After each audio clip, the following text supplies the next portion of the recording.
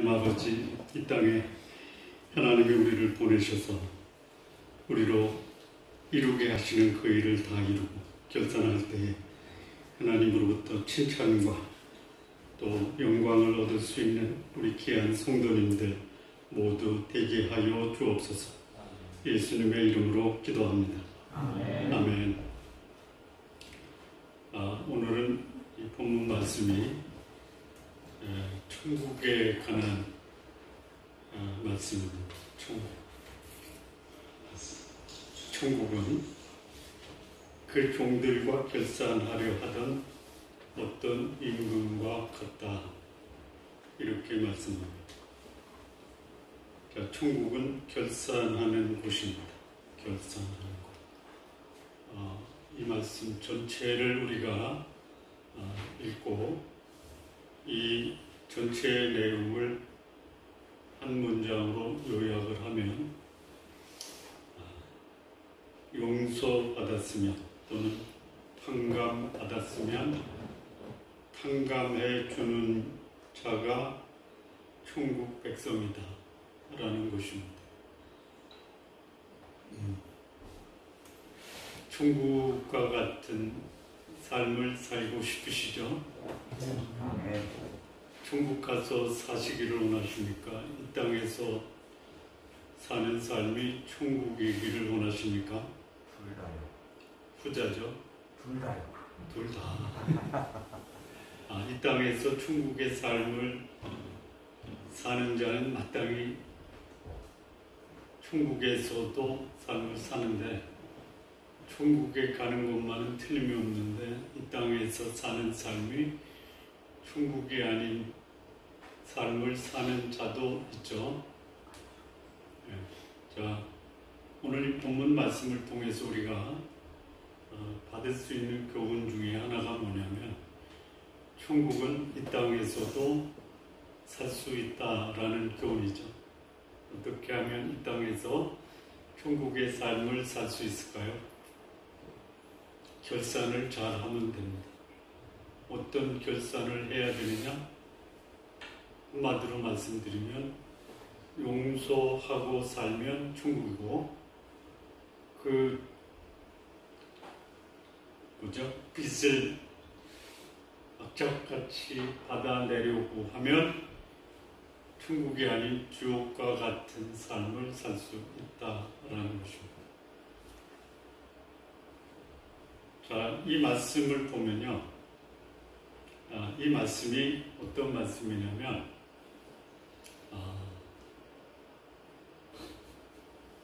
예수님이 2년 반의 공생애 동안 예수님이 어떤 분이신가를 사람들, 제자들에게 나타내십니다. 예수님은 누구냐? 그리스도이시며 하나님의 아들이다라는 것을 2년 반에 걸쳐서 제자들에게도 가르치시고 수많은 사람들에게 예수님은 그리스도이시며 살아계신 하나님의 아들이심을 가르치십니다. 그 가르치시는 예수님의 방법이 세 가지를 동원하시는데, 첫째는 뭐냐면 가르치십니다. 산에서도 가르치시고 바다에서도 가르치시고 집에서도 가르치시고 회당에서도 가르치시고 시장에서도 가르치십니다. 예수님의 말씀을 들은 사람들이 저는 참으로 그리스도이시고 하나님의 아들이다라는 것을 깨닫기 시작합니다. 기적도 베푸셨어요. 바다의 풍랑을 잠잠케 하십니다. 문둥병자를 고치십니다. 소경을 고치십니다. 손 마른 자를 고치십니다. 그래서 표적을 통해서 예수님은 자신이 그리스도이시며 하나님의 아들이심을 증거하십니다. 그리고 예수님은 복음을 증거하시면서 천국에 대한 소망, 영생에 대한 소망을 가르치십니다. 이 세 가지 사역을 예수님은 2년 반의 공생애 동안에 그 사역을 주로 하십니다. 그 하신 이유는 뭐냐? 예수님은 그리스도시며 하나님의 아들이심을 가르치시기 위한 사역이셨습니다. 그리고 2년 반이 지나갑니다. 예수님이 제자들과 가이사라 빌립보에 가셨습니다. 거기서 예수님이 제자들에게 질문을 합니다. 사람들이 나를 누구라 하느냐? 그 질문에 제자들이 예레미야요, 엘리야요, 세례 요한이요, 더러는 선지자 중에 한 사람입니다. 이렇게 제자들이 예수님께 보고를 합니다. 그 말씀을 들은 예수님이 제자들을 향해서 질문합니다. 너희는 나를 누구라 하느냐? 그때 베드로가 나섭니다. 주는 그리스도시요 살아계신 하나님의 아들입니다. 예수님의 공생애의 사역을 크게 둘로 나누면 전반기 2년 반의 사역은 예수님은 누구신가를 제자들이나 백성들에게 가르치시고 표적을 행하시고 복음을 증거하는 사역으로 예수님이 누구신가를 증거하는 사역입니다. 후반기 6개월 사역은 예수님이 그리스도요 하나님의 아들이라는 이 베드로의 고백 이후에는 예수님의 사역은 어디에 초점을 맞추고 있냐면 예수님은 왜 오셨는가에 초점을 맞춥니다. 전반기 사역이 예수님은 누구신가? 후반기 사역이 예수님은 왜 오셨는가에 초점을 맞추고 있습니다. 이걸 우리에게 적용해 보면은 우리 인생에서 그야말로 인생의 황금 절정기에 우리가 갖춰야 될 중요한 교훈이 뭐냐? 나 자신에 대한 정체성, 나는 누구인가를 정립해야 돼. 그거를 준비하는 것. 그리고 후반기는 뭐냐? 그 나의 정체성에 합당한 삶을 위해서 그 길을 걸어가는 것. 누구인가? 왜 왔는가? 소위 나의 정체성은 무엇인가? 나는 무엇을 위해 살아야 되는가를 사는 것이 가장 내 삶을 책임있게 살아가는 사람들의 삶의 모습입니다. 자, 예수님은 베드로의 신앙 고백 이후에 비로소 제자들에게 증거하십니다.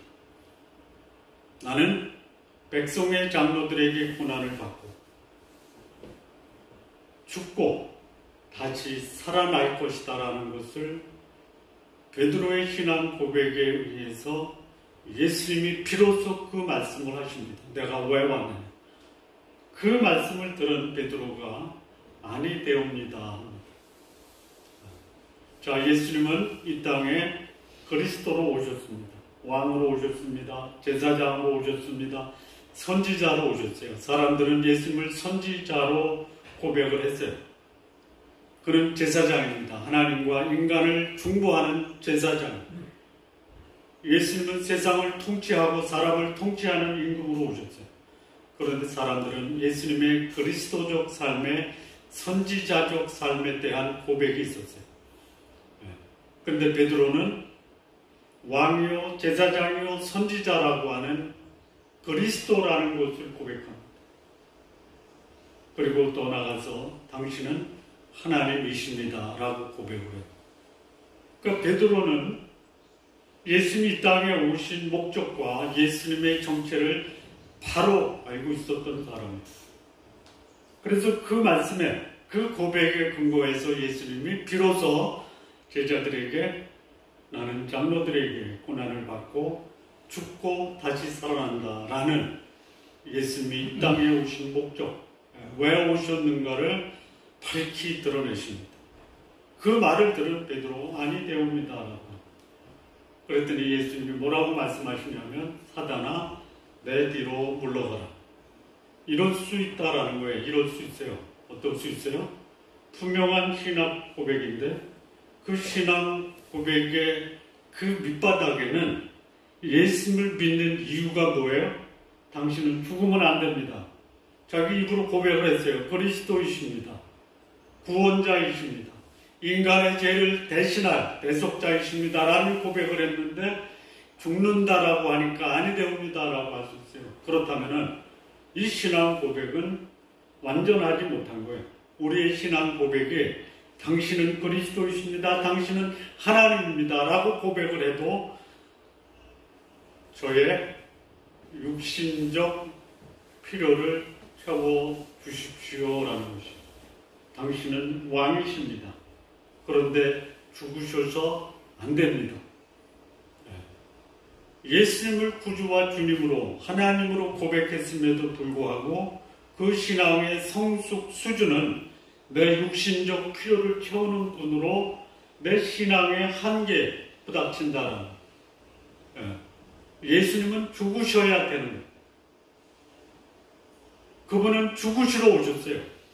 그 죽음은 예수님 자신을 위한 죽음이 아니라 죽음은 안니되옵니다라고 말하는 이 제자들, 모든 인간을 위해서 죽으셔야 되는데, 그래야지 내 죽음의 문제가 해결되고 죄의 문제가 해결되는데, 예수님이 오신 목적을 비로소 밝히 말씀하니까 제자들이 아니되옵니다라고 해요. 이것은 마치 저는 당신을 위해서 제 삶을 드리겠습니다.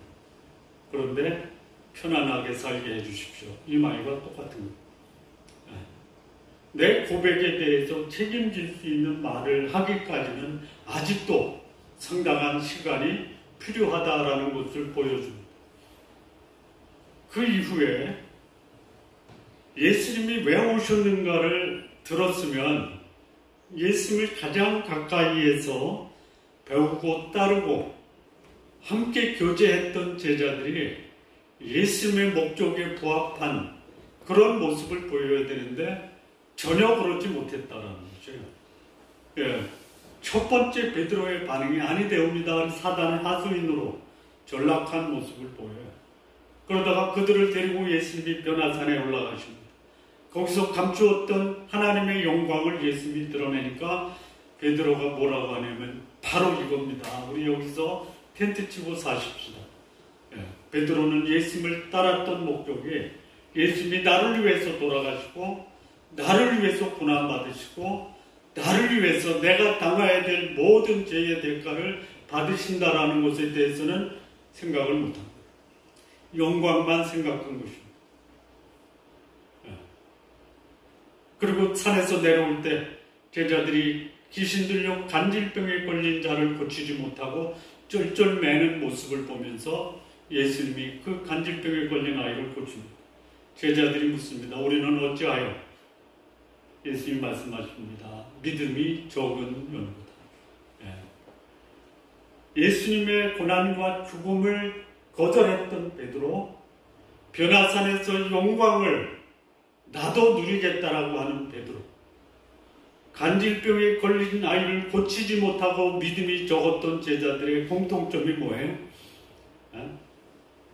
예수님을 자신을 위한 하나의 방편으로 수단으로 생각했다라는 것이 공통점이에요. 예수님이 그들에게 믿음으로 귀신을 내어쫓는 권세를 주셨지만 그들이 예수님을 믿고 고쳤던 과거의 경험에 의존해서 간질병자를 고치려다 실패를 합니다. 믿음이 적은 거예요. 믿음이 없었던 게 아니에요. 그들이 가지고 있던 그 믿음이 결정적인 시기에 행사를 못합니다. 자, 문제는 언제나 있죠. 문제는 언제나 있죠. 네. 죄송합니다. 문제는 언제나 있다라고 말씀드렸어. 저한테만 그런 것 같아요. 자, 이 문제를 믿음의 눈으로 보는 것과 내 육신의 눈으로 보는 것이 오늘 이 제자들에게서 나타나는 모습과 거의 같아요. 예수님의 고난과 죽으심을 아니 되옵니다 해서 사단의 하수인으로 전락된 게 믿음이 없는 겁니까? 믿음이 적은 겁니까? 믿음이 적은 거죠. 변화산에서 영광을 보고 여기가 좋사오니 여기 텐트 치고 삽시다. 이거는 믿음이 좋은 겁니까? 믿음이 적은 겁니까? 이것도 믿음이 적은 거예요. 영광만 말하는 거예요. 자, 간질병에 걸린 아이를 고치지 못한 게 믿음이 없는 겁니까? 적은 겁니까? 믿음이 적은 거예요. 그러면 믿음이 적다, 믿음이 크다의 차이가 뭐예요? 문제를 어떻게 바라보느냐가 믿음이 크냐 중요해요. 유리한 것을 기쁨으로 받고 불리한 것을 거절하는 것은 믿음이 적은 거예요. 유리할 수도 있고 불리할 수도 있어요. 자, 유리할 때는 감격하고 불리할 때는 어떤 거예요? 불안한 거예요. 이거 믿음이 적은 거예요. 자, 문제는 언제든지 있어요. 유리할 수도 있고 불리할 수도 있어요. 유리하면 어떻게 해야 돼요? 감격해야 돼요? 감사해야 돼요? 둘 다. 불리하면 어떻게 해야 돼요? 예? 거절하고 불만하고 원망해야 됩니까? 아니면 불리할 때도 감사하고 감사하면서 하나님께 맡기는 믿음의 고백을 해야 됩니까?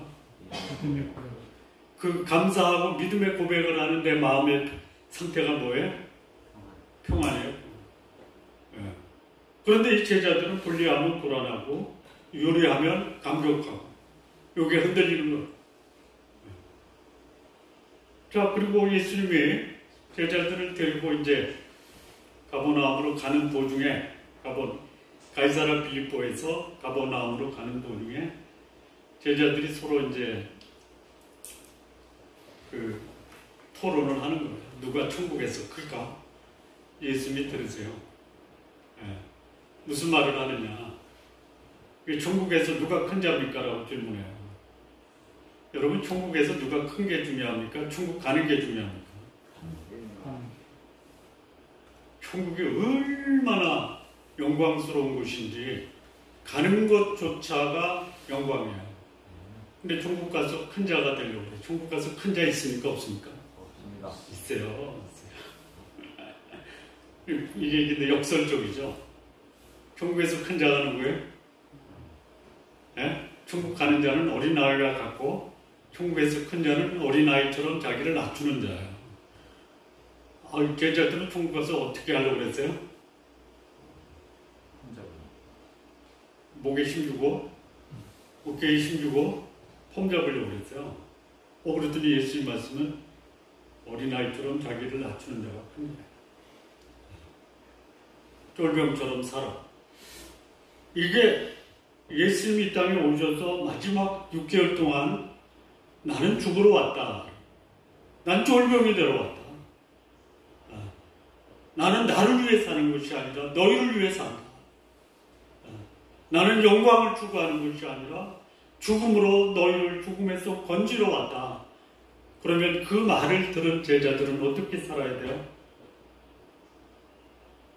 스승의 삶을 본받는 자가 제자의 삶이에요. 그러면 제자들은 한결같이 그렇게 얘기해요. 주님, 저는 지금까지 목에 힘주고 어깨에 힘주고 살았는데 지금부터는 어깨에 힘 빼고 살겠어요. 저는 낮아지면 살겠어요.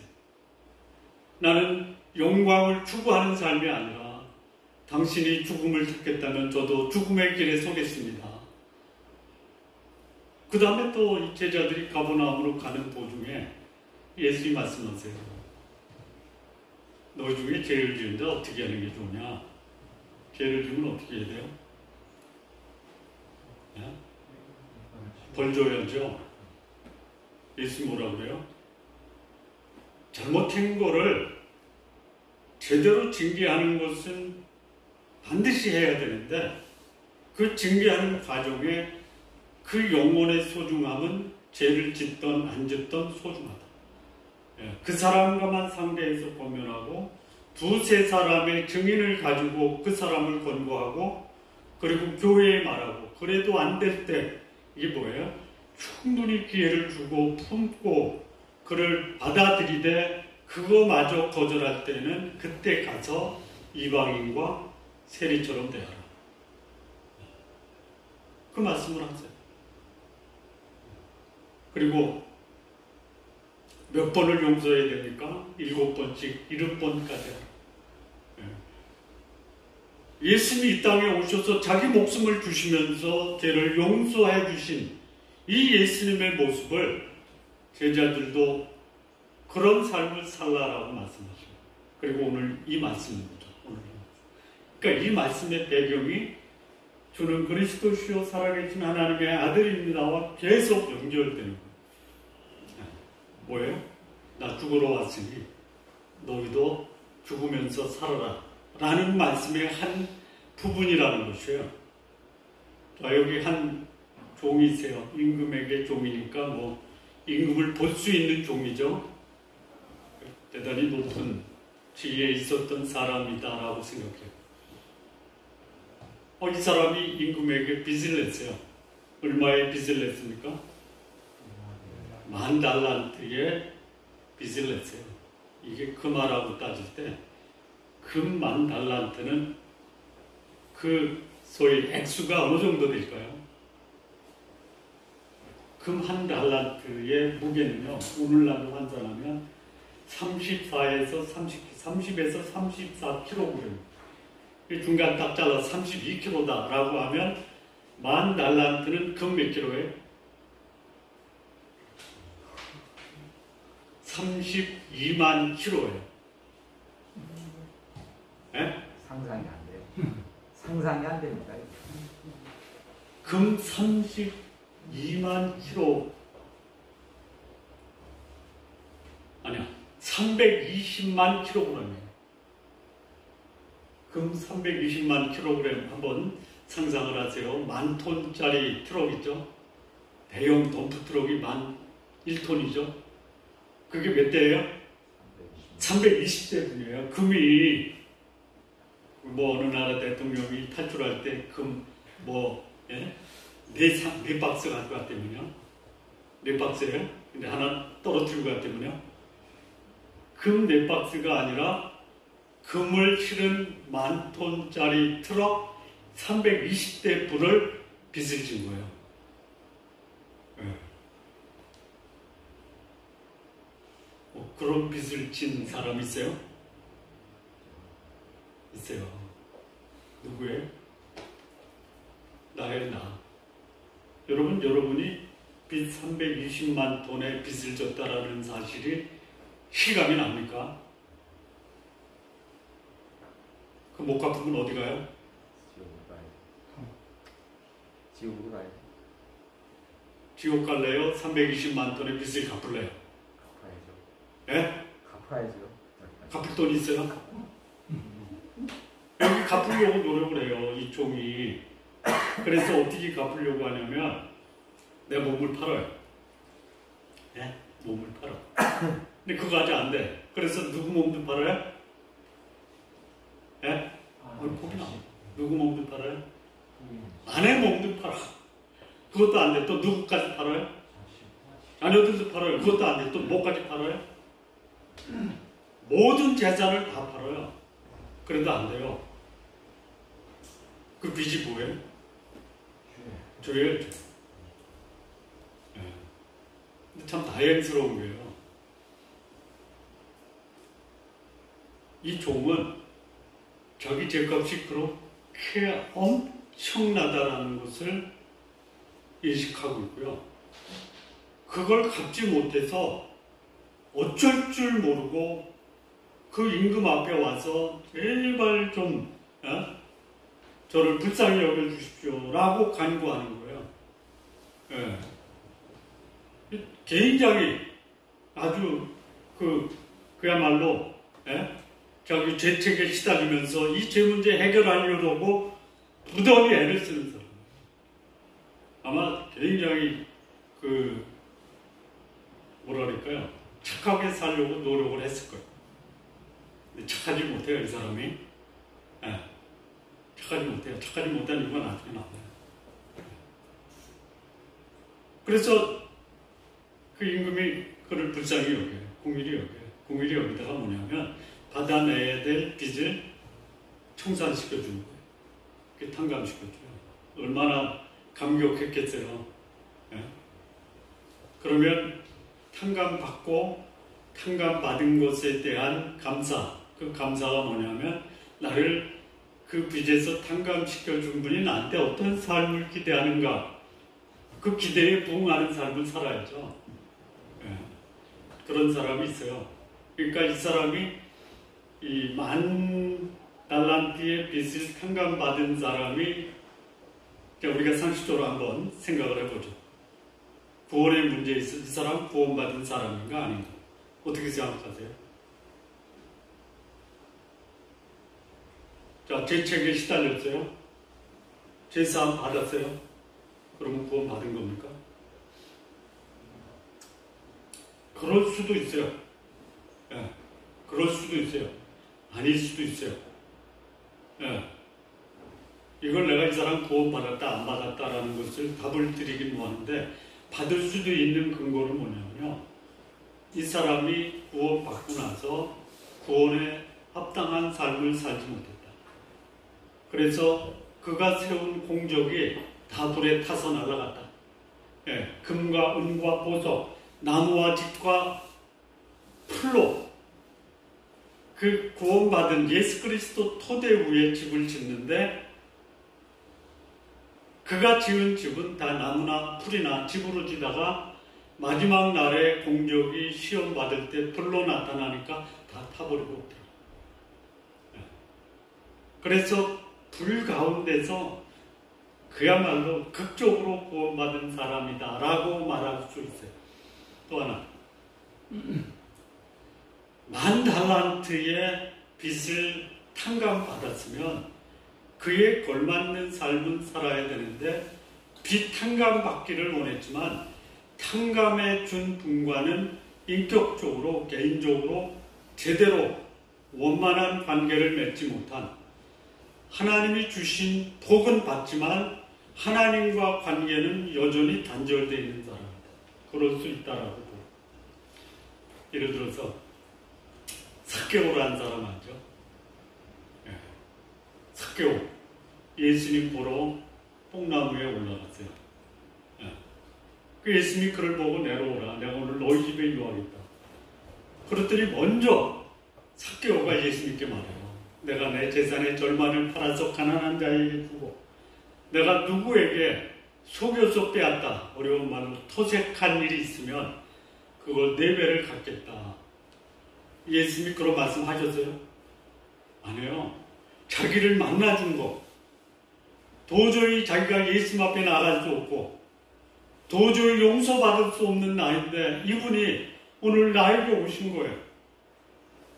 내가 이분이 나를 만나줬다면 나는 이분의 뜻에 합당한 삶을 살아요. 절반을 나눠주고 토색한 거 4배를 갚겠다. 그랬더니 예수님이 삭개오에게 말하죠. 오늘 구원이 이 집에 이르렀다.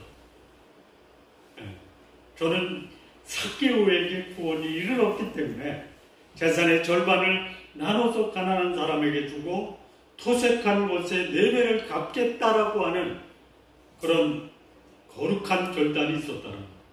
그런데 여기 10,000달란트 탕감을 받은 사람, 탕감 받은 것에 대한 감격은 있지만 나가서 한 일이 뭐예요? 100달란트, 자기에게 빚을 진 동료예요, 친구예요. 그거 안 갚으니까 갚아달라고 사정을 했는데 안 갚아주니까 뭐라고 해요? 감옥에 보내요. 그렇다면 여기 10,000달란트 탕감받은 사람, 자, 이거를 저는 유독 이 한 사람은 자기 죄책에 시달리면서 이 죄를 용서받기 위해서 찾아다녔어요. 그래서 만났어요. 그런데 어떤 사람은요, 탕감받았는데도 탕감받은 사실조차도 모르고 탕감해줬다라는 말을 전할 때 그거를 거절하는 거예요. 네. 여러분, 하나님이 우리를 부르실 때, 야, 돌아와, 어서 와, 돌아와. 지은 죄가 아무리 많아도 괜찮아, 돌아와. 그러면 내가 용서해 줄게라고 말씀하십니까? 아니면 너의 죄를 다 용서해 놨으니까 와서 탕감받은 자유와 거룩함을 누려라라고 말씀하십니다. 누려라. 전자예요, 후자예요? 후자예요. 후자죠. 우리가 다 10,000달란트에 하나님 앞에서 빚을 지고 살아가는 사람이에요. 근데 다 용서하셨어요. 아멘. 내가 용서해 달라고 말씀을 안 했는데 용서하신 거예요. 여기 유독 이 만달란트 빚을 진 사람은 굉장히 도덕적인 사람이고 윤리적인 사람이고 착한 사람이고 깨끗하게 살려고 노력했던 사람인 것 같아요. 여러분 역사에 있었던 수많은 그야말로 깨끗하고 도덕적인 사람들이 있어요. 우리가 가장 익히 알고 있는 사람 중에 두 사람을 소개하면요. 동양의 공자와 서양의 칸트. 깨끗하고 그리고 아주 순수하고 그리고 사람들에게 깨끗하게 살라고 가르쳤던 사람. 자신의 모습을 보면 온전하지 못한 것을 알았기 때문에 그것을 극복하려고 도덕과 윤리와 선행으로 극복했던 사람들이에요. 극복이 안 되는 거예요. 그런데 이들 마음에 자기와 인간관계에서 얽히고 설킨 것을 위해서는 자신의 개인적 욕망을 떨쳐버리지 못해요. 그래서 자기 친구에게 100달란트 갚아요. 100달란트가 어느 정도 될까요? 100달란트가 100데나리온이에요. 100데나리온은 당시에 일용 근로자 하루 품삯이 한 데나리온. 오늘날로 환산을 해보면요. 그냥 일용 근로자 하루에 일당 10만 원. 10만 원이라고 하면 100데나리온은 얼마죠? 1000만 원이에요. 1000만 원. 자, 10,000달란트 320 트럭, 10,000톤짜리 320 트럭분의 금 빚을 탕감받은 자가 1,000만 원 자기에게 빚진 자를 갚으라고 하면서 갚지 못한 능력이 안 되니까 그거를 감옥에 보내요. 이게 구원받은 사람의 모습입니까? 저는 개인적으로 구원받은 사람이 전혀 욕망을 극복하지 못했다라고도 볼 수 있지만 이 사람은 자기의 죄책에 시달리면서 죄는 용서받고 싶지만 자기의 욕망은 계속 유지하겠다라고 한 사람. 그러니까 예수님과 인격적 관계가 형성이 안 된 사람. 소위 말하면 귀신을 쫓아냈는데 거기에 새로운 인격을 모시지 않고 나중에 더 악한 귀신이 들어와서 그 사람을 더 힘들게 했던 이 사람의 모습이 아닌가라는 생각도 듭니다. 참고로 당시 이 유대 당시에 그 유다 지역의 소위 로마 총독이 걷어들이는 1년 세금이 얼마였을까요? 생각을 안 해봤습니다. 생각을 안 해보셨죠? 생각을 안 해보셨다는 말보다 더 정확한 것은 제가 그것을 어떻게 합니까? 얼마냐면요. 유다 지역 전체의 로마 그 총독이 걷어들인 세금이 800달란트예요. 800달란트. 1년. 그런데 이 한 사람이 임금에게 지은 빚이 10,000달란트. 얼마나 큰 빚을 진 거예요. 이걸 그냥 대충 환산해 보니까 우리 돈으로 지금 미니멈 12조 정도 되지 않겠나요? 한 개인이 12조의 빚을 졌어요. 아마 돈 많은 임금에게 신하가 대형 프로젝트를 하겠다고 임금한테 사정해서 국가 돈을 빚을 낸 것 같아요. 다 들어먹었어요. 여러분, 하나님이 우리를 이 땅에 보내실 때요, 뭐 1달란트, 5달란트 이게 아니에요. 몇 달란트? 몇 달란트에 돈을 줘서 보내요? 10,000달란트. 이거 다 어떻게 했어요?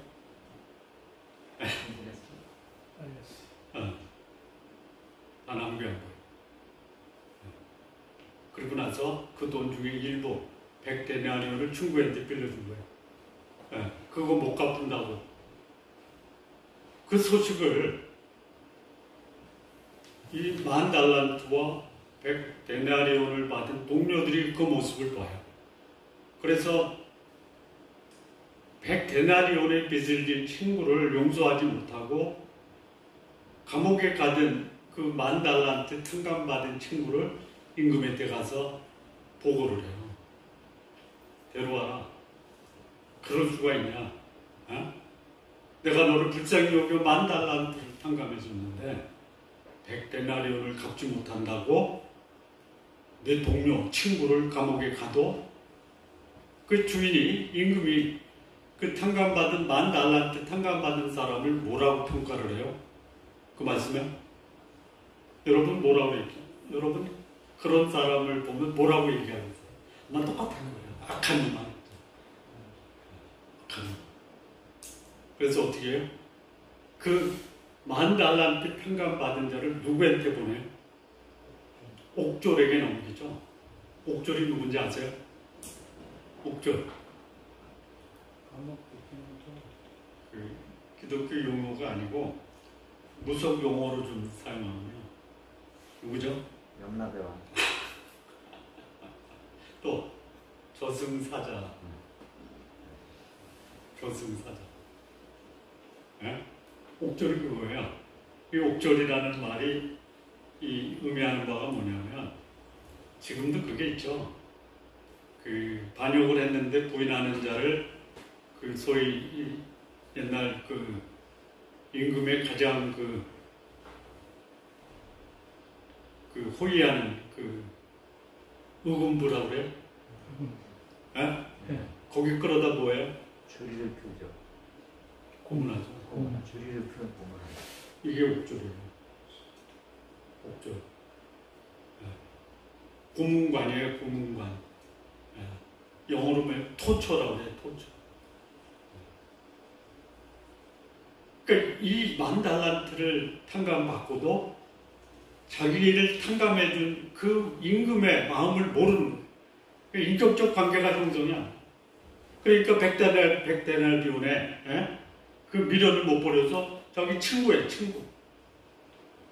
이 10,000달란트 탕감받은 사람은 종이에요. 친구의 빚 100데나리온을 갚지 못한다고 감옥에 보낸 거예요. 임금이 그 말을 듣고 어떻게 했어요? 고문하라. 여러분, 인간이 겪을 수 있는 최고의 고문이 뭘까요? 뭘까요? 아직 안 가봐서 모르는데 가고 싶지도 않고 안 갈 거야. 지옥에 있죠. 그런 생각이 들어요. 만약에 이 10,000달란트 탕감받은 사람이 그 믿음이 적고 또 지극히 성숙하지 못한 그리스도이다라고 해도 이거 하나님 앞에서 민망할 거예요. 싸운 공적이 없어요. 그런데 저는 믿음이 적고 성숙하지 못한 신앙인이다라기보다는 하나님조차도 내버리는 거예요. 자, 이게 뭐냐? 이 말씀이 주는 교훈이 뭐냐면요. 진짜 예수님을 믿고 예수님이 마지막으로 6개월 동안 걸어가셨던 이 땅에 오신 목적을 함께 공감할 수 있다면 예수님이 사셨던 삶을 우리도 살아야 되는데 전혀 그와는 다른 삶을 살고자 하는 것이 우리들의 모습입니다. 그 한 예로 여기 탕감받은 10,000달란트 탕감받은 자의 비유를 천국의 비유로 말씀하시고 결산합니다. 자, 이 말씀 전체를 한번 정리를 하겠습니다. 오늘 여러분 주보에 나온 거 그걸 가지고 설교하면 지금까지 서론이에요. 본론은 빼고 결론하겠습니다. 네? 그 3대지의 말을 서론에서 다 했어요. 자, 이 말씀이 주는 교훈이 뭐냐? 반드시 결산할 거예요. 결산해. 불로 할 거예요. 불로. 구원받고 하나님의 자녀가 되었다면 금이나 은이나 보석으로 집을 지으세요. 그게 뭐겠어요? 금이나 은이나 보석으로 집을 짓는 그 자료가 뭘까요? 저는 가장 중요한 자료가 뭐냐? 용서와 나눔과 베푸는 삶이라고 해요. 이게 금이나 은이나 보석.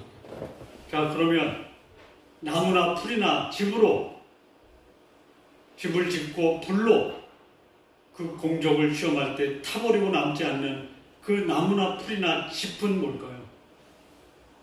저는 한마디로 말하면 자기 욕심이라고 봅니다. 욕심이에요. 여러분 필요한 거 하나님이 주시죠? 주세요. 더 가지려고 하고 그리고 다른 사람의 몫까지도 내 것으로 만들려고 하는 거잖아요.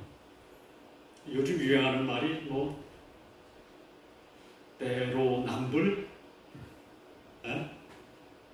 자기가 부당하게 돈 번 돈은 정당한 거고 남이 정당하게 번 돈은 부정한 거고. 우리 신앙인들도 마찬가지예요. 목사가 돼서 돈 버는데 관심 있는 목사는 제가 볼 때 다 타버릴 것 같아요. 나누고 베푸는, 섬기고 탕감해주고 공유를 베푸는 그런 목사들은 금이나 은이나 보석으로 죽을 지을 거다라는 생각. 자, 두 번째는 뭐냐면요. 탕감 받았으면 탕감해 줘라는 거예요. 10,000달란트를 탕감 받았는데 100데나리온 탕감 못하냐. 여러분, 탕감 받은 자가 지옥에서 살 수 있고요. 탕감 받지 못한 자가 천국에서 살 수도 있겠다라는 생각이 들어요. 자, 천국에서 사는 사람은 어떤 사람이에요? 탕감해 주는 사람이에요. 탕감 받고도 지옥 같은 삶을 사는 사람은 욕심을 극복하지 못한 사람이에요. 갚을 것이 없어도 탕감 받은 자는 천국에서 살면서 탕감 받은 자와 인격적 교제를 형성하면 그 사람의 삶은 천국과 같다. 이 땅에 많은 하나님의 백성들이 천국 백성이면서 지옥 같은 삶 살 수 있어요. 그 원인이 뭐예요? 욕심 부리는 거예요. 그런데 아무것도 없는데도 천국과 같은 삶을 사는 사람이 있어요. 이거 뭐예요? 욕망 내려놓고 사람 귀하게 여기는 거예요. 결론이 뭡니까? 용서하며 살아라라는 거예요. 예수님이 이 땅에 오셔서 십자가에서 자신의 목숨을 드린 이 삶의 핵심이 뭐냐? 용서하라라는 거예요. 예수님 십자가에서 하신 말씀 하나가 뭐예요? 아버지여, 저희를 용서하여 주시옵소서. 그 삶을 우리도 예수를 믿고 있다면 그 삶을 배우고 따라가는 삶을 살아야 되지 않겠냐? 라는 것이에요. 이게 오늘 본문의 핵심입니다. 이 땅에 살면서 천국을 누리면서 살아가는 사람 어떤 사람이냐? 욕심 버리고 용서하며 살아가는 사람은 이 땅에 살면서도 천국의 삶을 사는 거고, 천국을 소유했음에도 불구하고 용서하지 못하고 욕심에 끌려 사는 사람은 이 땅의 삶이 지옥과 같은 거예요. 그러니까 여러분, 천국은 주어지는 것이 아닙니다. 천국은 어떻게 하는 거예요? 만들어가는 거예요. 만들어가는 거예요. 이렇게 말하는 분이 있어요. 나는 다 용서했는데 저 사람은 나를 용서 안 해. 어떻게 해야죠?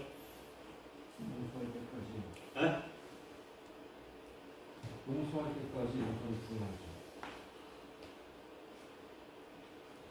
굉장히 좋은 지혜인데 또 어떻게 해요?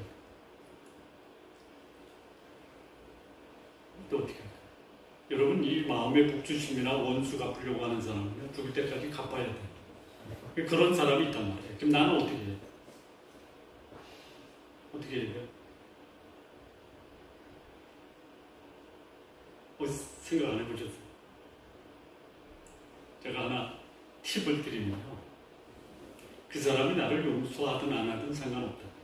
누구 몫이에요? 그 사람, 나는 어떻게 해야 돼요?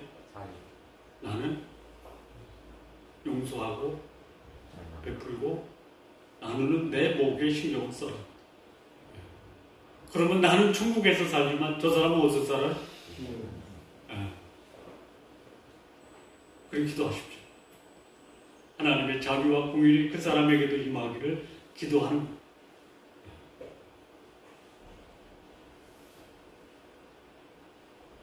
마무리 쯤은요. 내 삶을 하나님이 기뻐하시는 천국으로 만들어 가십시오. 천국을 만드는데 방해가 되는 게 뭐냐? 내 욕심이에요. 내 탐욕이에요. 그러면 내 삶을 천국으로 만드는데 결정적인 요인이 뭐냐? 허물과 죄를 용서하고 사람을 받아들이는 거예요.